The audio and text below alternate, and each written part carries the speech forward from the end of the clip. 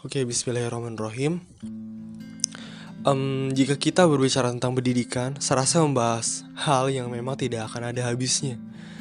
Selain karena membahas sebuah permasalahan dalam dunia pendidikan itu sendiri, atau saat kita sedang mencari tahu lebih dalam tentang dunia pendidikan. Juga faktanya, pendidikan merupakan salah satu dari beberapa komponen yang sangat penting dalam kehidupan manusia, selain politik, hukum, sosial, dan lain sebagainya. Dan apa yang telah saya sebutkan merupakan sebuah komponen-komponen yang membentuk sebuah sistem dalam sebuah bangsa atau negara. Oke, jika teman-teman pernah mendengar salah satu teori tentang sistem, yaitu seperti yang diungkapkan oleh Talcott Parsons ataupun Robert K. Merton, pasti mengerti hal tersebut. Bahwa dalam sebuah sistem, apabila dalam sebuah sistem tersebut terdapat satu komponen yang rusak atau mengalami kecacatan, juga akan mempengaruhi komponen dalam sistem yang lain. Oke, cukup segitu dulu. Sekarang kita akan membahas hal yang menarik dalam dunia pendidikan, yaitu sebuah aliran filsafat pendidikan progresivisme. Bahwa aliran ini yang diungkapkan oleh John Dewey, seorang filsuf pendidikan kontemporer asal Amerika Serikat. Bahwa menurut aliran ini, manusia harus selalu progres, atau dalam bahasa Indonesia harus selalu maju ke depan, yaitu dengan mempunyai sifat konstruktif, inovatif, reformatif, dan juga dinamis. Bahwa aliran ini hingga pada akhirnya diadopsi oleh pemikiran dalam pendidikan. Pada awalnya memang bermuara juga pada suatu aliran filsafat, yaitu aliran pragmatisme, yang juga salah satu pencetusnya adalah John Dewey sendiri. Jadi, aliran pragmatisme ini merupakan sebuah induk, kemudian menjalar pada aliran progresivisme, dan terakhir hingga diadopsi atau digunakan sebagai grand teori daripada pendidikan itu sendiri.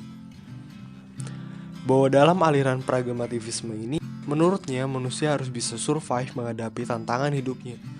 Manusia harus pragmatis dalam memandang hidup. Itulah mengapa aliran ini menjadi pangkal dari aliran progresivisme. Karena aliran progresivisme juga yang berarti manusia harus bisa survive. Manusia harus selalu maju, bentuknya seperti konstruktif, reformatif, inovatif, dan dinamis seperti yang telah disebutkan. Kemudian dengan diterapkannya aliran progresivisme dalam dunia pendidikan, yaitu manusia harus progres atau maju, yaitu dengan pengetahuannya yang nantinya pengetahuan tersebut akan menjadi alat problem solving dalam kehidupannya. Yang nanti kita akan jelaskan secara lebih rinci tentang aliran progresivisme dalam dunia pendidikan ini. Kemudian ada beberapa keterkaitan antara aliran progresivisme ini dengan kebebasan dan majunya suatu bangsa karena hal ini. Yaitu ketika manusia di sini mencoba untuk progres, dan manusia di sini terhitung dengan individu manusia. Dan dari masing-masing individu ini melakukan progres. Ya memang meskipun ada teori yang menyebutkan bahwa sejatinya setiap manusia memiliki naluri untuk melakukan perubahan. Tetapi memang bukan berarti tidak semua manusia tidak menginginkan perubahan, tetapi karena kadar atau kecepatan yang berbeda dalam melakukan perubahan dalam setiap individu atau masyarakat. Nah, dari sini kondisi masyarakat yang semakin lama semakin kompleks membuat individu melakukan survive atau berkompetisi untuk mendapatkan pengakuan dari golongan masyarakatnya. Kemudian, ketika individu tersebut melakukan kompetisi, survive, progres menjadi individu yang lebih baik, kompetisi para individu tersebut yang dalam bentuk masyarakat, yang pada akhirnya akan membentuk masyarakat yang modern dalam sebuah negara. Yang memang semua itu akan terjadi apabila ada kuncinya, yaitu kebebasan.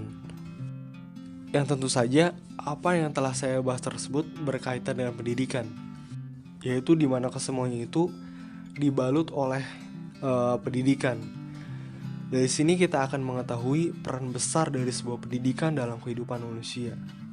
Dan pendidikan masuk beriringan mulai awal manusia di tahap progresnya sampai seterusnya. Mengapa hal tersebut bisa terjadi? Karena seperti yang telah disebutkan, makna dari sebuah pendidikan sangatlah kompleks. Bukan hanya soal transfer of knowledge atau intelligent quotient semata, melainkan pendidikan adalah soal mendidik jiwa, pembudayaan, dan pembentukan karakter. Salah satunya berasal dari pendidikan agama. Dan hal ini yang tidak hanya intelligent question, melainkan juga moral question dan religious question. Bahwa seperti yang telah dijelaskan, aliran progresivisme ini yang berarti menjadikan murid sebagai subjek dalam pendidikan. Menjadikan murid sebagai subjek yang juga berarti guru menyadari akan kecerdasan yang berbeda dalam setiap individu belajar. Hingga pada akhirnya, konsep pendidikannya adalah kebebasan dalam belajar dan berpikir. Maka dari itu, aliran ini merupakan lawan dari sistem pendidikan yang diktator atau otoriter. Kemudian yang terakhir dalam pembahasan kali ini adalah soal kurikulum yang tentu saja terkait aliran progresivisme ini. Bahwa seperti yang telah dijelaskan sebelumnya, aliran ini menetapkan murid sebagai subjek dalam pendidikan. Tempat mereka belajar adalah lembaga sekolah dan gedungnya sebagai bentuk fisik dari sekolah tersebut. Dengan menetapkan murid sebagai subjek, yaitu artinya murid sebagai pusatnya dalam pendidikan itu sendiri. Sekolah untuk murid, sekolah dicocokkan dengan murid, bukan mencocokkan murid kepada sekolah. Begitu juga kurikulum yang seharusnya dibuat murni sepenuhnya untuk kepentingan siswa atau murid itu sendiri. Oke, kurikulum itu sendiri yang berarti saya mengutip pernyataan ini dari Abdullah bahwa kurikulum adalah rencana belajar murid, yaitu sejumlah mata pelajaran yang disiapkan secara sistematik dan koordinatif dalam rangka mencapai tujuan pendidikan yang ditetapkan. Kemudian, selanjutnya adalah dibuatnya kurikulum juga selain memperhatikan para siswa atau murid, juga kita harus memperhatikan progresivisme ini yang juga dari luar, yaitu dengan membuat kurikulum yang bersifat luas, terbuka, dinamis, dan juga fleksibel menyesuaikan keadaan zaman.